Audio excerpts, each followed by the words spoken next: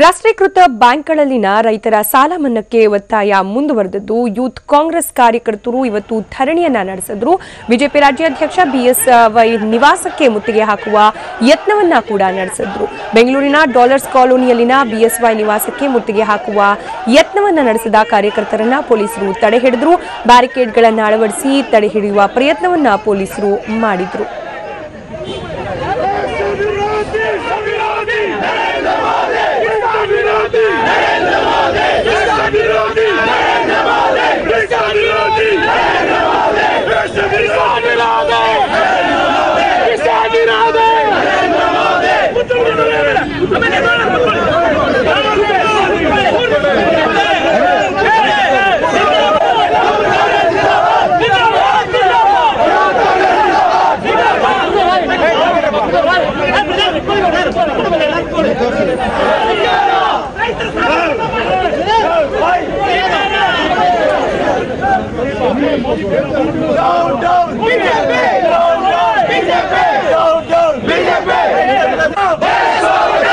मोदी को हटाओ, येडियुरप्पा हटाओ, येडियुरप्पा हटाओ, मोदी हटाओ, मोदी हटाओ. केवल रैत विरोधी ಸರ್ಕಾರಕ್ಕೆ down down BJP, down down down down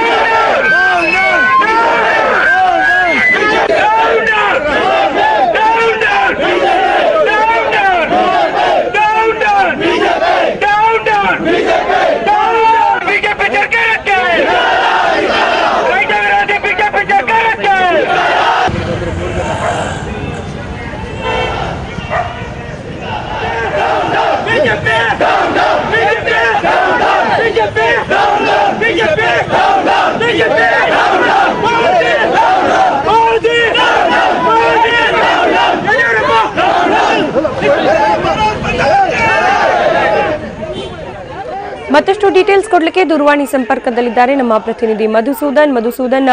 BSY ನಿವಾಸಕ್ಕೆ ಮುತ್ತಿಗೆ ಹಾಕುವ ಪ್ರಯತ್ನವನ್ನು ಇವತ್ತು ಕಾಂಗ್ರೆಸ್ನ ಕಾರ್ಯಕರ್ತರು ಮಾಡಿರುವುದು ಸಾಲ ಮನ್ನಾಕ್ಕೆ ಕೇಂದ್ರದ ಮೇಲೆ ಒತ್ತಡ ಹಾಕಬೇಕು ಅನ್ನೋ ಕಾರಣಕ್ಕೆ ಏನು ಅಪ್ಡೇಟ್ಸ್ ಇದೆ ಈ ಬಗ್ಗೆ?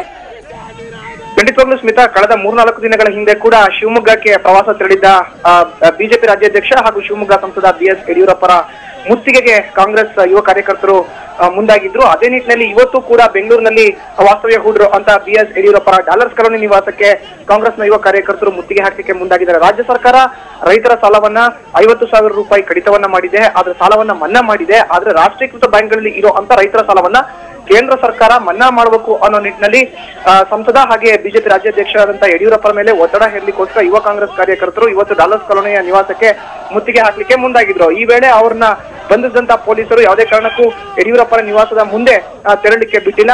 100 ಸಂಖ್ಯೆಯಲ್ಲಿ ಬಂದಂತ ಯುವ ಕಾಂಗ್ರೆಸ್ ಕಾರ್ಯಕರ್ತರು ಕೇಂದ್ರ ಸರ್ಕಾರ ಆದಷ್ಟು ಬೇಗ ರಾಷ್ಟ್ರೀಕೃತ ಬ್ಯಾಂಕ್ಗಳಲ್ಲಿ ಇರೋ ಅಂತ ರೈತರ ಸಾಲವನ್ನ ಮನ್ನಾ ಮಾಡಕ್ಕೆ ಮುಂದಾಗಬೇಕು. ಈ ಹಿಂದೆ ಕೂಡ ಸದನದಲ್ಲಿ ಸಾಕಷ್ಟು ಬಿಜೆಪಿ ನಾಯಕರು ನೀವು ರಾಜ್ಯ ಸರ್ಕಾರ ಇಲ್ಲಿ ರೈತರ ಸಾಲವನ್ನ ಮನ್ನಾ ಮಾಡಿಸಿ ರಾಷ್ಟ್ರೀಕೃತ ಬ್ಯಾಂಕ್ಗಳಲ್ಲಿ ಇರೋ ಅಂತ ರೈತರ ಸಾಲವನ್ನ ನಾವು ಕೇಂದ್ರ ಸರ್ಕಾರದ ಮೂಲಕ ಒತ್ತಡವನ್ನ ಹೇರೋದ್ರ ಮೂಲಕ ಮನ್ನಾ ಮಾಡಿಸ್ತೀವಿ ಅನ್ನೋ ಒಂದು ಭರವಸೆಯನ್ನು ಕೊಟ್ಟಿದ್ರು. ಆದಷ್ಟು ಬೇಗ ಕೇಂದ್ರ ಸರ್ಕಾರದ ಮೇಲೆ ರಾಜ್ಯದ ಬಿಜೆಪಿ ನಾಯಕರು ಜೊತೆಗೆ ಸಂಸದರು ಒತ್ತಡವನ್ನ ಹಾಕಿ ರಾಷ್ಟ್ರೀಕೃತ ಬ್ಯಾಂಕ್ಗಳಲ್ಲಿ ಇರುವಂತ ರೈತರ ಸಾಲವನ್ನ ಮನ್ನಾ ಮಾಡಿಸಬೇಕು ಅನ್ನೋ ನಿಟ್ಟಿನಲ್ಲಿ ಯುವ ಕಾಂಗ್ರೆಸ್ ಕಾರ್ಯಕರ್ತರು ಒತ್ತಡ ಹೇರುವಂತ ನಿಟ್ಟಿನಲ್ಲಿ ಇವತ್ತು ಪ್ರತಿಭಟನೆಗೆ ಮುಂದಾಗಿದ್ರು. 100 ಸಂಖ್ಯೆಯಲ್ಲಿ ಬಂದಂತ ಯುವ ಕಾಂಗ್ರೆಸ್ ಕಾರ್ಯಕರ್ತರು ಬಿಜೆಪಿ ಸಂಸದ ಜೊತೆಗೆ ಬಿಜೆಪಿ ರಾಜ್ಯಾಧ್ಯಕ್ಷರಾದಂತ ಯಡಿಯೂರಪ್ಪ ನಿವಾಸಕ್ಕೆ ತೆರಳುವ ಮುನ್ನವೇ ಪೊಲೀಸರು ಅವ್ರನ್ನ ಬ್ಯಾರಿಕೇಡ್ ಮೂಲಕ ತಡೆದು ಬಂಧಿಸಿದ್ದಾರೆ ಸ್ಮಿತಾ.